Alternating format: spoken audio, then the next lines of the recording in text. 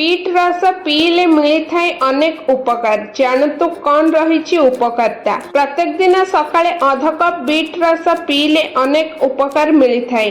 Beat रस cholesterol स्तर ह्रास करिथाए, फଳରେ हार्ट अटैक समस्या मुक्ति मिलता है। यह रक्त संचालन स्वाभाविक करिथाए। यह द्वारा उच्च रक्तचाप और डायबिटीज समस्या मुक्ति मिले।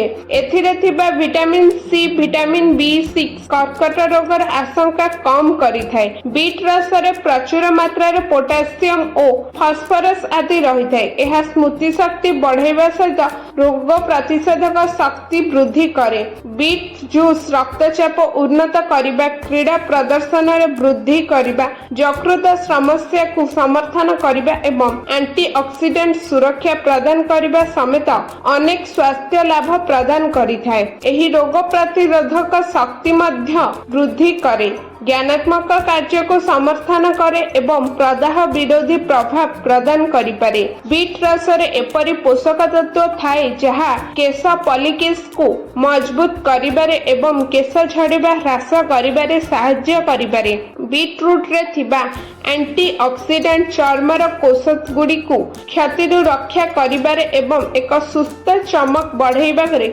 सहाय्य करिपारे। Bureau report, around Odisha live.